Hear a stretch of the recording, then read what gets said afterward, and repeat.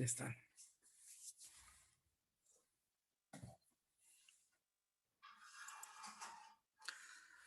Buenas tardes, 6:55.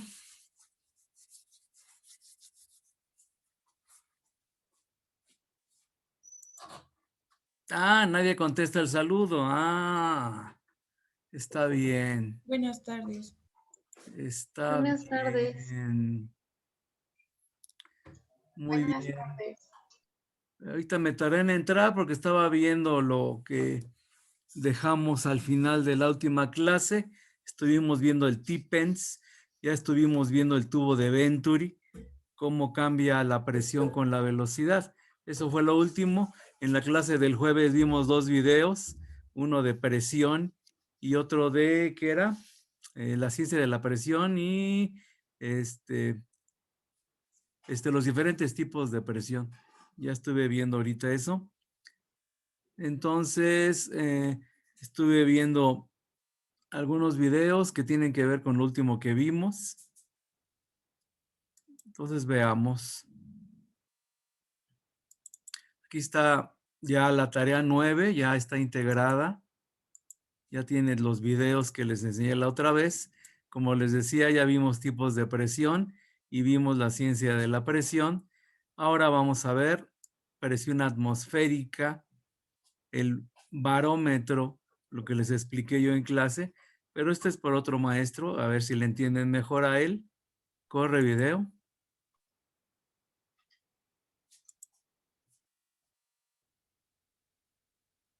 Hola, bienvenidos. Hoy vamos a hablar de la presión atmosférica.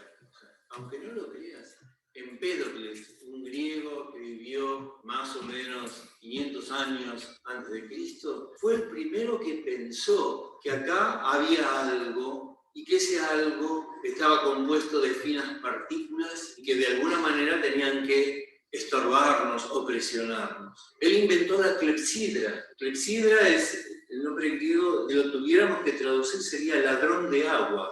¿Cómo funcionaba? Él lo sumergía en agua, estando sumergido obturaba el cañito de arriba, lo sacaba del agua y después al abrir el cañito salía un chorro de agua y ahí viene lo del ladrón de agua.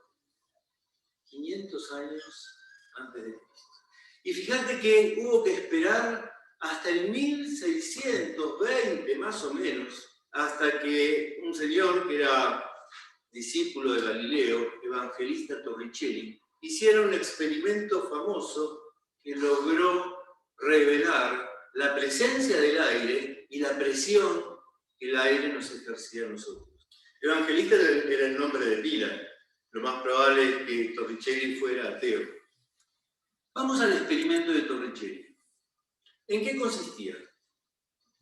Él tomó un tubo de vidrio suficientemente largo, más o menos 1 metro, y lo llenó de mercurio. Lleno hasta el borde que se rebasaba.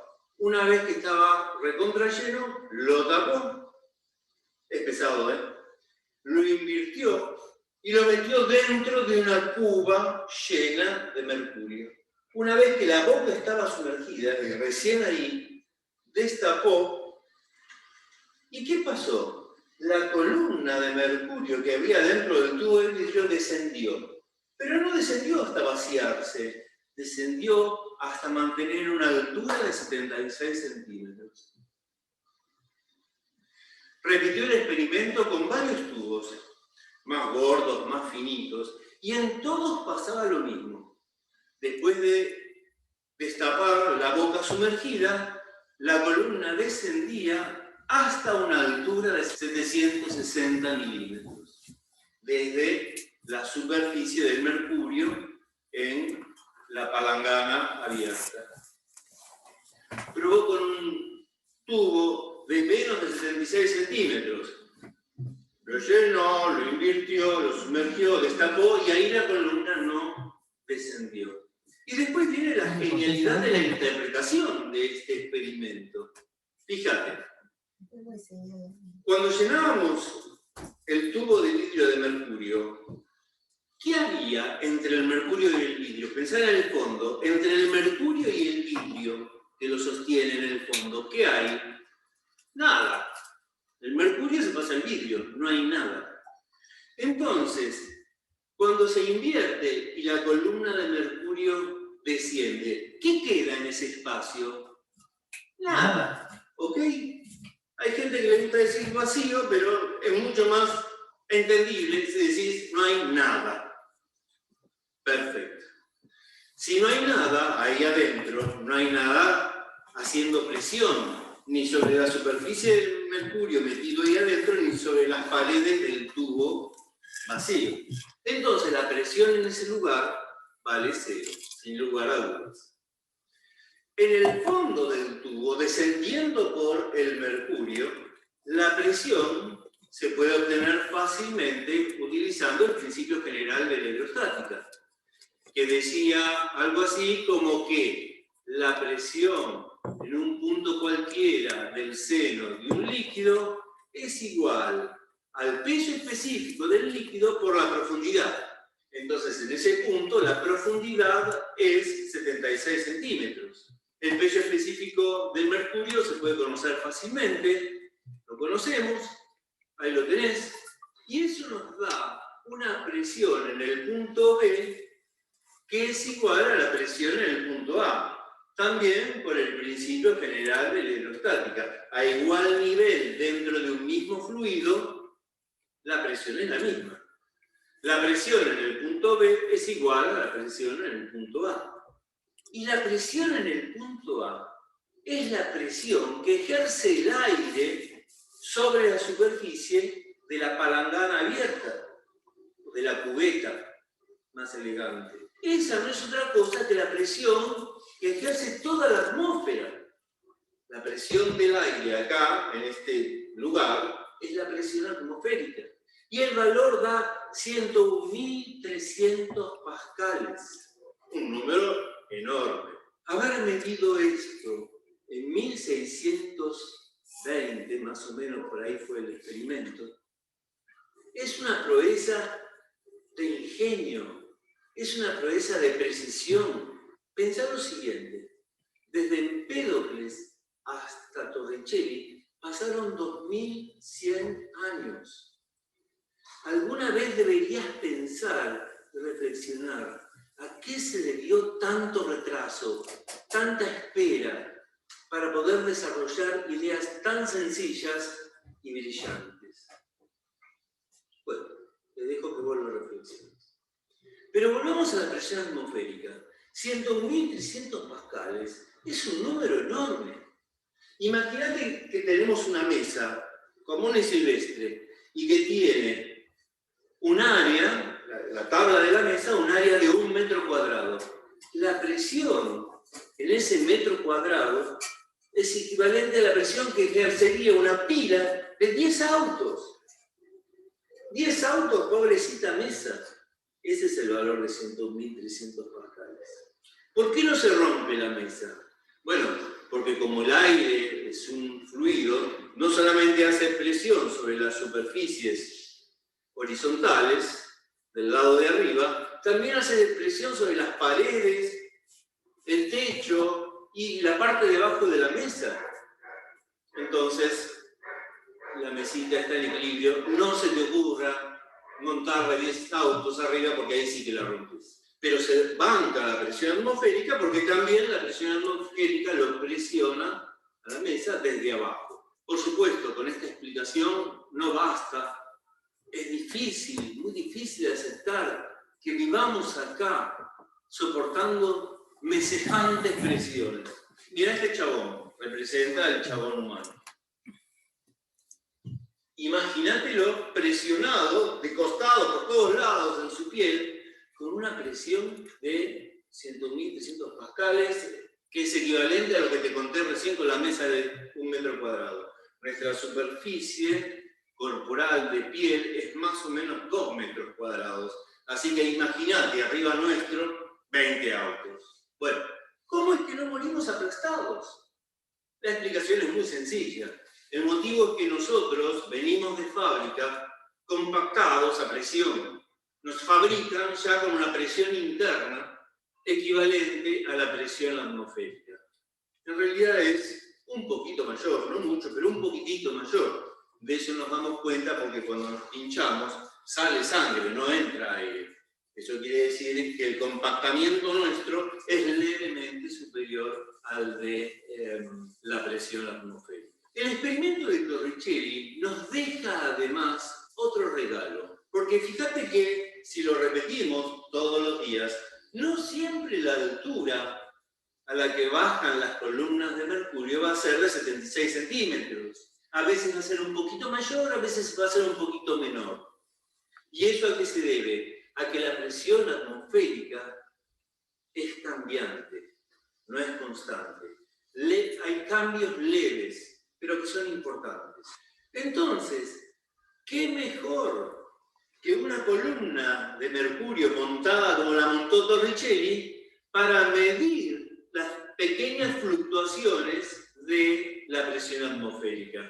Torricelli nos ha legado un sistema de medición de presiones que hoy lo conocemos como milímetros de mercurio. No es la única unidad que tenemos. Acabamos de usar el Pascal, ahora tenemos el milímetro de mercurio. Muy usado en la clínica es el centímetro de mercurio. También la atmósfera son unidades para medir presiones. ¿Y cómo hacemos el pasaje de una unidad a otra? Es muy sencillo. Acá te doy las igualdades para el valor de la presión atmosférica normal. 101.300 pascales es igual a 760 milímetros de mercurio, igual a 76 centímetros de mercurio, igual a una atmósfera. Con cualquiera de esas igualdades tomadas de a par, vos podés armar una regla de tres simple y saber cuánto vale una expresión en una unidad si te la damos en otra unidad. Con una regla de tres simple es muy, pero muy sencillo. Bien, tenés que estar muy lucho en eso, ¿eh? Para despedirnos, te voy a dejar una frase muy poética, a mí me emociona, muy poética, de Torricelli. Vivimos en el fondo de un mar de aire. Y con esto me despido y nos vemos en el próximo video. Muchas gracias. Ok. Bueno, creo que es muy ilustrativo este video. Vamos a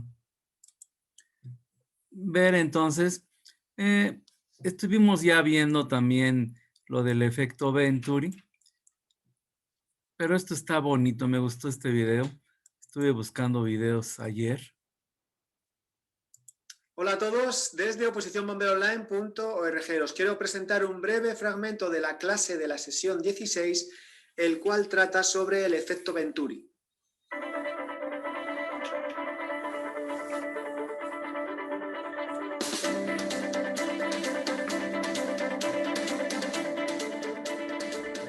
La sesión 16 está compuesta por una clase que trata sobre los comportamientos de los fluidos en las instalaciones, la cual contiene dicha clase tanto en formato audio como en formato vídeo. También se adjunta el temario de dicha clase, tanto en formato PDF como en formato audio. También se adjuntan test con preguntas tipo test sobre los temas tratados en la clase, tanto en formato PDF como en un formato interactivo para poder hacer los test en el móvil, tablet u ordenador, y más contenido. Si quieres ver todo el contenido de la sesión 16, haz clic en el link que tienes en tu parte superior derecha de la pantalla o en el link que tienes en la descripción del vídeo.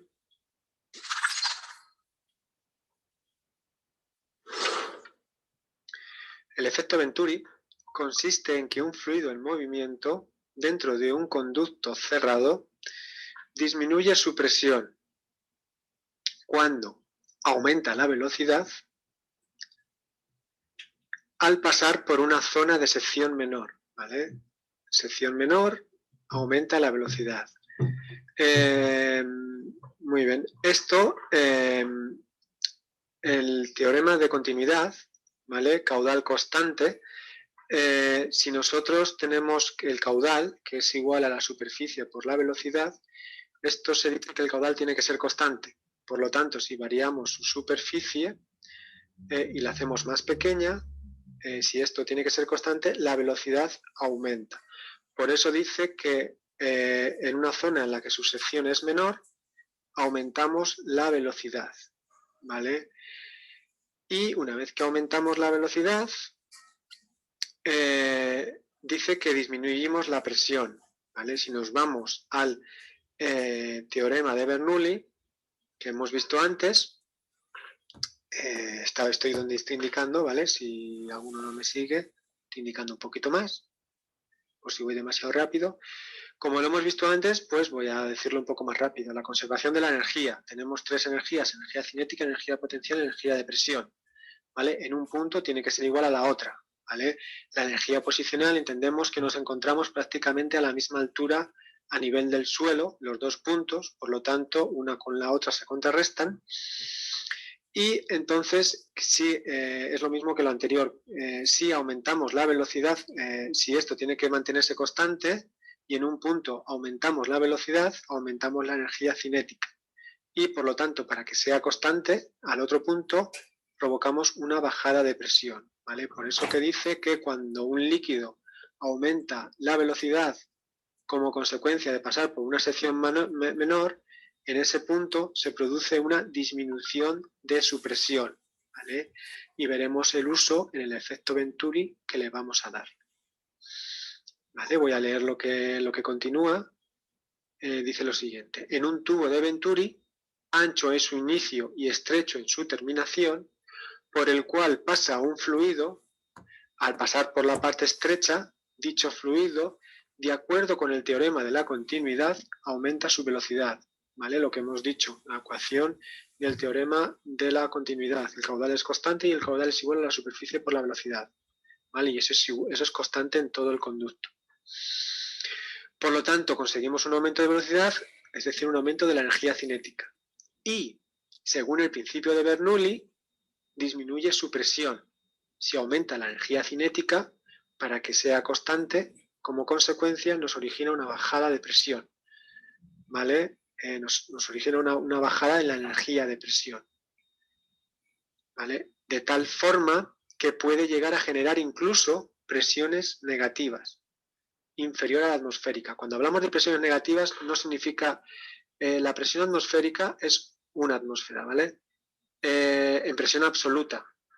Cuando hablamos de presión negativa es que estamos por debajo de una atmósfera, no que estamos en valores negativos. Si hablamos de presión relativa, ahí sí que sería una presión negativa, pero si hablamos en términos de presión absoluta, estaríamos entre 0 y una atmósfera, ¿vale? Y hablamos de presiones negativas. ¿Y qué sucede cuando hay una presión negativa? Es decir, una presión por debajo de la presión atmosférica, pues que se produce una succión, una aspiración. Vale, vamos a seguir diciendo que dicha presión negativa provoca succión, provocando la entrada de aire o de líquido, es decir, del fluido. ¿Vale? Puede ser aire o puede ser líquido. Una presión negativa por debajo de una atmósfera succiona, aspira. ¿Vale? Aspira si en ese conducto tiene aire, aspira aire. Si en ese conducto tiene líquido, aspira líquido. Cercano, que se mezclará con el que pasa por la tubería.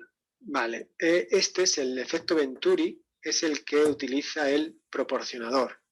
El proporcionador por aquí recibe agua, dentro de este proporcionador tiene un estrechamiento, lo cual provoca una bajada de presión, por lo que hemos explicado antes del teorema de Bernoulli, y se provoca una succión. En este caso, si en este extremo del tubo, el espadín que llamamos para chupar espumógeno, ¿vale? Se provoca una succión, una aspiración, y entonces aspira y se mezcla el agua con el espumógeno, ¿vale? Y por el otro lado, pues ya sale la mezcla hecha.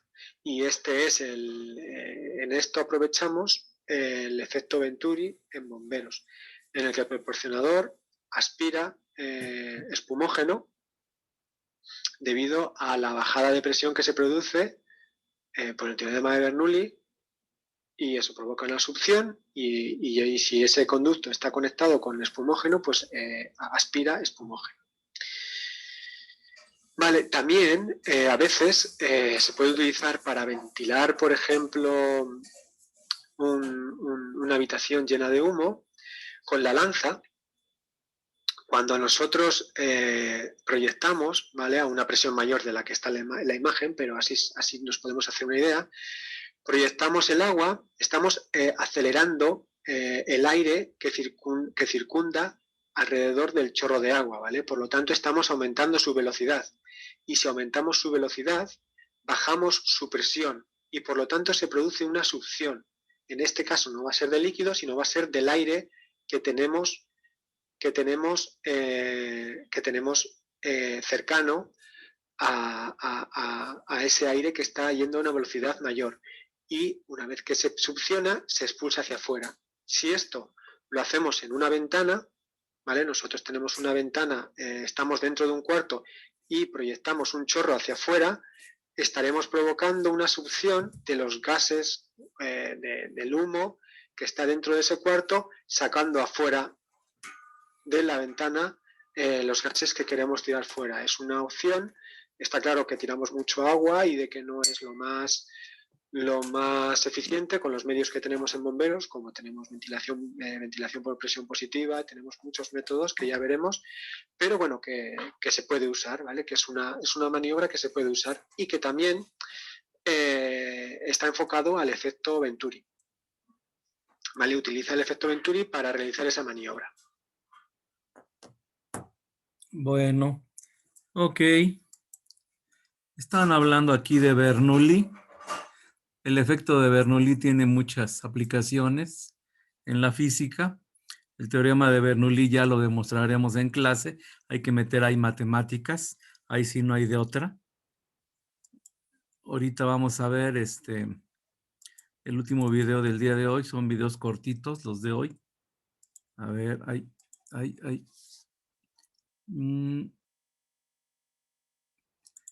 Esta es la sesión que estaba viendo hace rato. Trabajo en clase. Ok. Principio de Bernoulli. Son 9 minutos nada más y son ejemplos muy sencillos de Bernoulli. Ciencia aeronáutica. El principio de Bernoulli. Para empezar a entender por qué vuela un avión, debemos referirnos a Daniel Bernoulli, que allá por el siglo XVIII hizo un gran aporte a la física, el principio de Bernoulli. Principio de Bernoulli, ¿cómo lo iban a llamar? Principio de Platini, si lo hizo Bernoulli, es el principio de Bernoulli. Sí, lógico. Así es. Bernoulli explicó muchos fenómenos que ocurren en los fluidos a partir de la idea de que en estos fluidos la energía se conserva. Doctor, vale aclarar entonces que el aire es considerado un fluido como el agua. Correcto, señor de acá. El aire es un fluido. Y el principio de Bernoulli relaciona la velocidad de un fluido con su presión. Ajá. Y además dice que la energía de un flujo es una constante. Ajá. Esta energía es proporcional al producto de la velocidad y la presión. Ajá. O sea que si la velocidad aumenta, la presión disminuye. Ajá. Y viceversa. Si la velocidad disminuye, la presión en un fluido aumenta. Ajá. No entendí nada. Pero escúcheme, pero es muy fácil. A mayor velocidad, menor presión. A menor velocidad, mayor presión. Ah, bueno, ahora me queda más claro. Lo que pasa es que usted lo explica mejor que el señor. Bueno, me alegro de que lo haya comprendido. Pero lo mejor en estos casos es predicar con el ejemplo. Vamos a hacer una serie de experimentos rápidos y sencillos para comprender el principio de Bernoulli y por qué vuela un avión. Ajá. Señor de allá, le pido que tome una de esas hojas de papel y la sujete por las esquinas del lado más corto. ¿Cómo no? ¿Así, doctor? Efectivamente. Si ahora le pido que sople en la parte de arriba del papel, ¿qué le parece que pasaría? Y el papel se va a venir para abajo. Ajá, veamos, inténtelo. Pero esto es magia, doctor. Nada de Increíble. eso. Al soplar usted está aumentando la velocidad por arriba del papel. Bernoulli, a mayor velocidad, menor presión. Exactamente, como aumenta la velocidad del aire, hay menor presión en la parte de arriba que en la parte de abajo. Por lo tanto, el aire a mayor presión del lado de abajo levanta el papel. Pero muy bien. Podemos hacer otro experimento, ¿no? Otro, por favor, doctor. Hagamos otro ahora, vamos. Ahora, señor de allá, tendrá que soplar aire en el medio de esas dos latas. Doctor, uno diría que el aire a presión tendería a separar a las latas entre sí. Veamos. Ah, Bernoulli. Mayor velocidad, menor presión. Al aumentar la velocidad de aire, disminuye la presión en ese punto. Entonces, el aire de alrededor, que tiene mayor presión, empuja las latas hacia ese lugar. Señor de allá, le pido que vierta lentamente el agua del bidón en este recipiente. Bien. Y a usted, señor de acá, que tome la pelotita de telgopor y la deje balancear suavemente. Doctor, es como si una fuerza trajera la esfera hacia la corriente de agua. Es fantástico.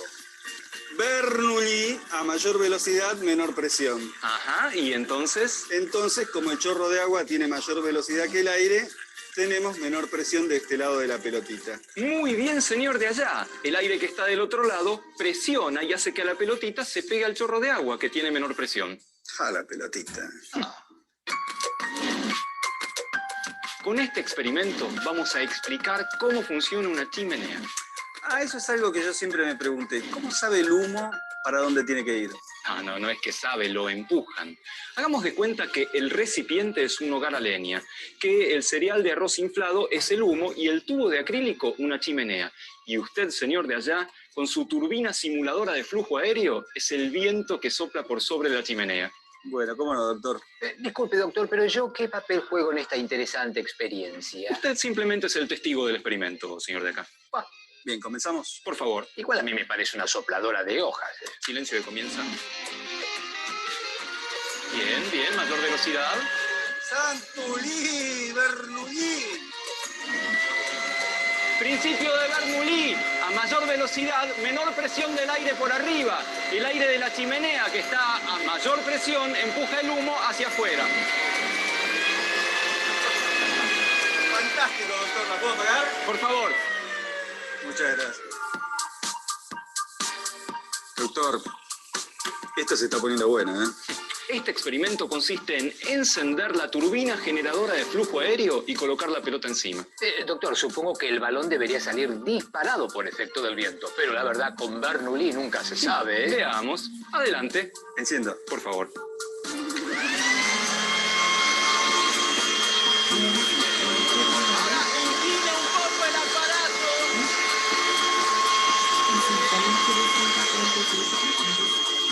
¿Qué?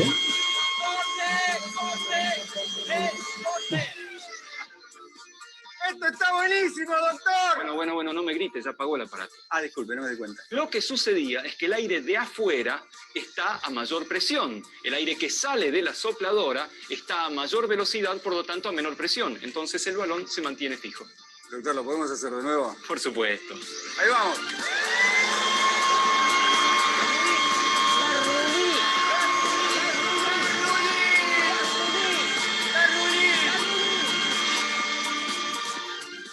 Otro experimento, Doc, dele. Hay muchísimos experimentos en donde se puede apreciar el principio de Bernoulli, pero creo que ya es tiempo de volver a nuestra pregunta inicial. ¿Para qué venimos a este mundo? ¿Cuánto falta para el almuerzo? No, es ¿por qué vuela un avión? En un avión hay 4 fuerzas involucradas, que son el peso, la sustentación, el empuje y el arrastre.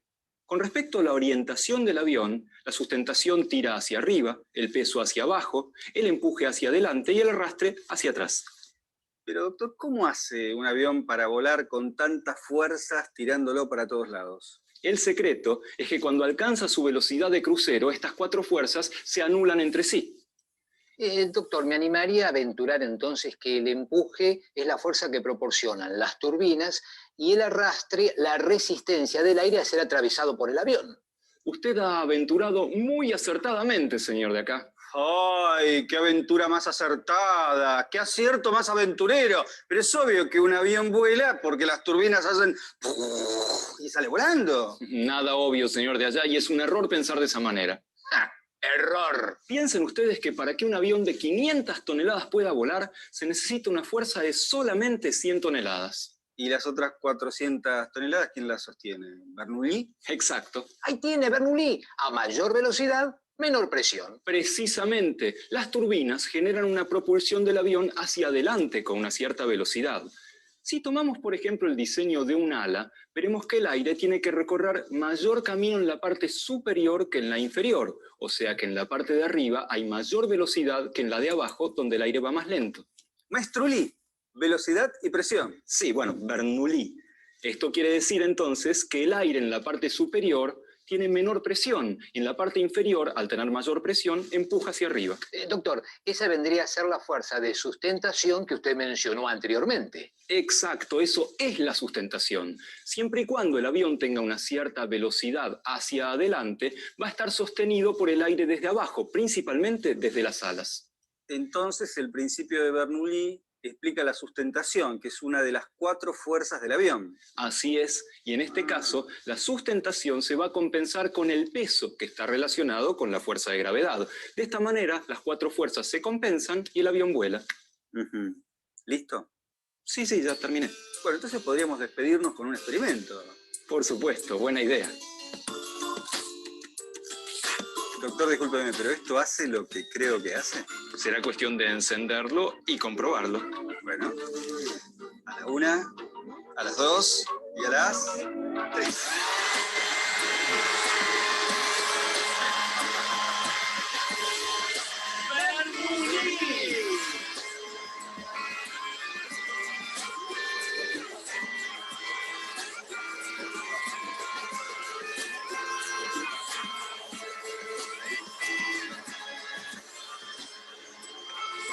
Proyecto G, tercera temporada.